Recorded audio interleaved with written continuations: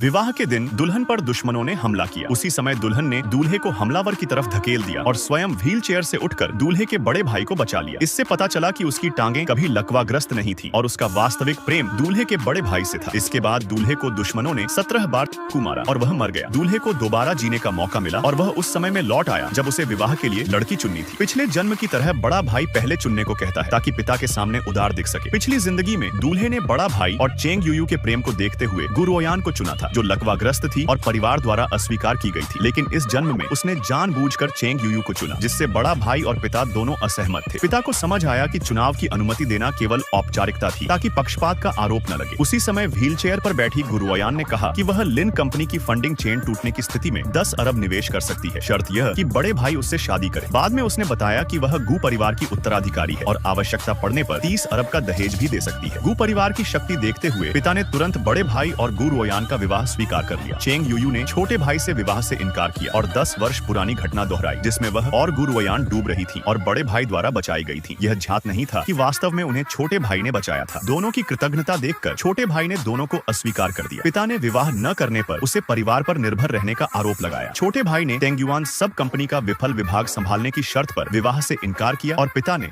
यह स्वीकार कर लिया। पिछले जन्म में गुरुओयान के इलाज में व्यस्त रहने के कारण वह निकम्मा समझा गया था, इसलिए इस बार उसने काम पर ध्यान देना शुरू किया। दावत के बाद सुवार्निंग नाम की व्यवसायी महिला उससे मिलने आई, जिसने पहले विदेश में उसकी बॉस रहते हुए उससे 98 बार विवाह का प्रस्ताव रखा था। इस जन्म में उसने उसका प्रस्ताव स्वीकार कर लिया और विदेश जाने की तैयारी शुरू की। वह अपने पुराने सगाई के कंगन को त्याग कर घर छोड़कर रवाना हो गया। इसके बाद चेंग युयू और गुरुओयान ने उसे जबरन वापस बुलाया और बड़े भाई को खून देने के लिए मजबूर किया। रक्तदान के बाद बड़े भाई की स्थिति बिगड़ने पर दिल प्रत्यारोपण की आवश्यकता बताई गई और छोटे भाई को हार्ट मैचिंग के लिए ले जाया गया। ऑपरेशन के बाद डॉक्टर ने बताया कि मरीज की मृत्यु हो गई। परिवार ने इस पर अविश्वास जताया और बड़े भाई का शव देखने पर पहचान की पुष्टि हो गई।